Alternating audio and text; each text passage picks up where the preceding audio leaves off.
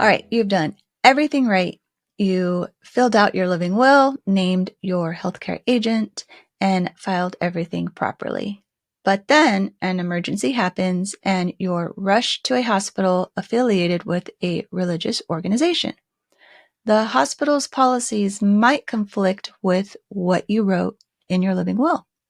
Your family is there, holding your paperwork, wondering if your wishes will be honored. Or imagine this scenario. You're in the ICU after an emergency, without written documentation clearly stating who your designated support person is. The hospital staff might not know who to include in your healthcare direct decisions, or who to give critical medical updates to, especially if you have a non-traditional family structure. Hi, everyone. Welcome to Thoughtful Planning. I'm Honey. Hi, and I'm Santiago. We're here to talk to you today about addendums, additional documents that can address specific situations like those that are in your basic living will that might not be covered in extreme detail. So just a quick note on terminology. In Texas, the living will is officially called the Directive to Physicians in Family or Surrogates, but we'll call it living will for short today. Okay, so our usual disclaimer, we're not attorneys, we're not financial advisors or medical professionals. Everything we share today is for educational purposes only. Since we're in Texas, we're going to be focusing on Texas laws and forms. If you're in another state, research your own state's requirements. For complex situations or legal advice, consult an estate planning attorney. The state of Texas has a link to legal aid organizations, which we'll share in the show notes. So here's our central question for this episode. What additional documents might strengthen your living will and help ensure your specific wishes are understood? We'll come back to this at the end. So, an addendum is an additional document you attach to your living will that provides more detail about your wishes. The Texas Living Will form has a section for additional requests where you can list particular treatments you do or do not want in specific circumstances. It's also where you can reference any addendums you've created. Yes. So in our last episode, we talked about keeping your living will clear, concise, and a quick to read document in case of an emergency. The addendums let you dive a little bit deeper and get into that deeper context about your values and preferences. And here's something important to be aware of. These addendums appear to be advisory rather than strictly binding. So your living will itself is the controlling legal document. So you'll want to confirm with an estate attorney exactly what weight they carry in your state. And the addendums we're sharing today, they're not any particular state specific. They are addendums we found from the Compassion and Choices website. We did a little bit of research before we did this, and we're going to suggest that for each of your addendums, you include a clear heading. For example, addendum to Directive to Physicians and Family or Surrogates. Title, whatever your addendum topic is, and state in there, this document is intended to read together with my Directive to Physicians and Family or Surrogates under Texas Health and Safety Code Chapter 166 or whatever your home state directive is. So if you're printing and handwriting your addendums, we recommend using blue ink. Do not sign them yet. Wait until our next episode when we walk through completing your living will. We'll cover witness requirements, notarization, and signing everything together. So let's dive a little bit deeper and talk about some of those specific addendums that you might want. These aren't required for everyone.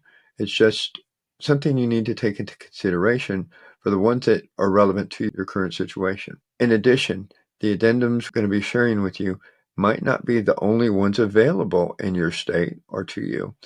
And as time goes on, you can always add those later. Remember the Critical Conditions Planning Guide from Emory from our last episode?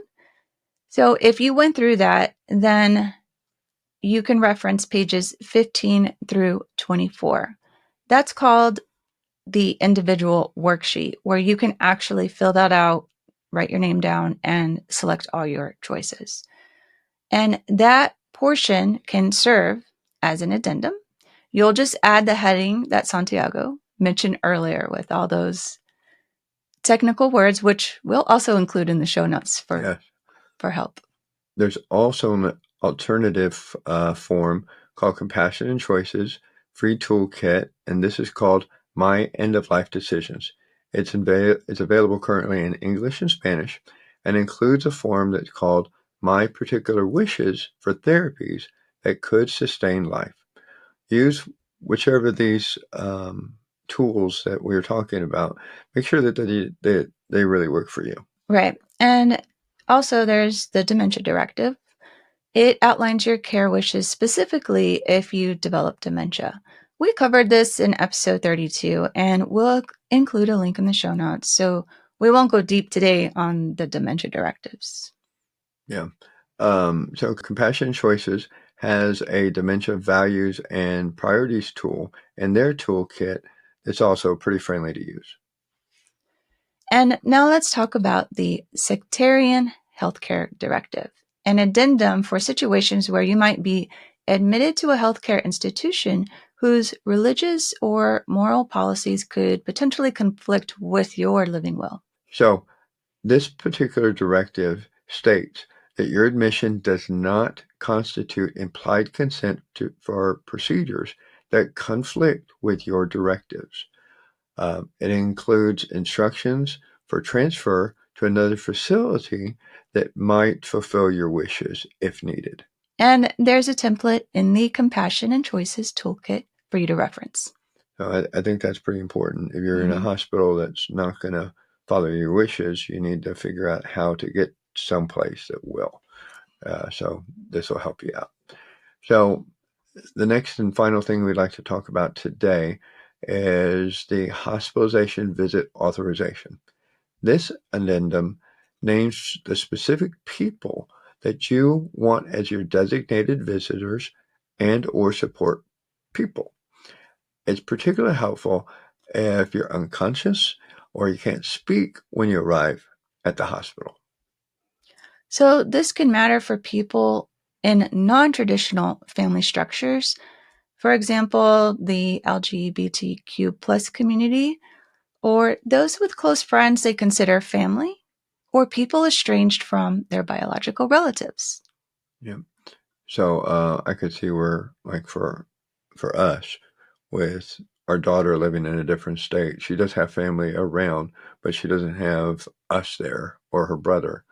So her fiance or the family that are there could really help her out with this. So the language typically says, if you need hospitalization or long-term care, the following persons are my designated support people and should be granted visitation privileges. Then you list the names and their contact information. There's a template in the Compassionate and Choices Toolkit. So you might be wondering, if doctors need information fast, how do pages of addendums help? Well, based on what we've learned from an estate attorney webinar, in an emergency, the medical staff is going to first look at that main living will document for quick, clear directives.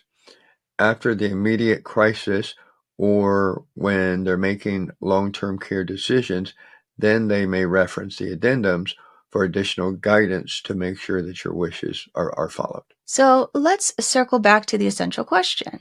What additional documents might strengthen your living will? We covered 4 today.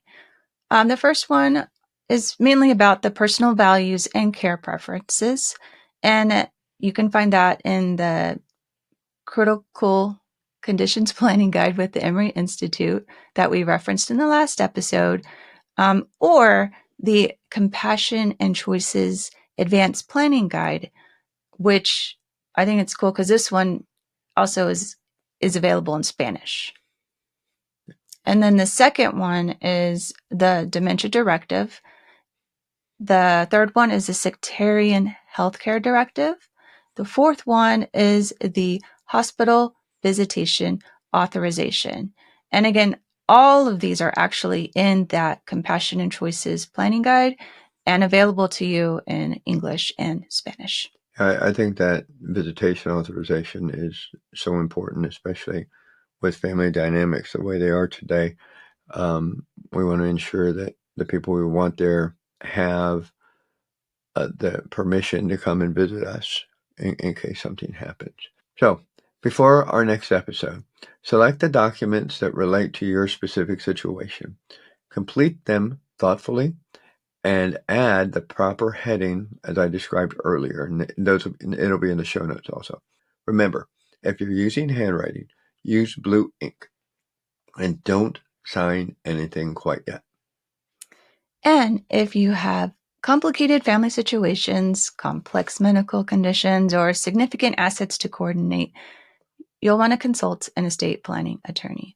Some attorneys offer reduced cost initial consultations, and Texas legal aid resources will be included in the show notes. And research your specific state. They probably have legal aid resources that you can use at a reduced cost also. So, that's a lot. Yep. So in our next episode, we're going to actually walk you through the Texas Living Will form itself. That's when we'll cover the witness requirements, notarization requirements, and the importance of signing everything together. If you have any questions, you can email us at info@legacytoolkit.com. If you find this episode was helpful, share it with somebody who needs to hear it.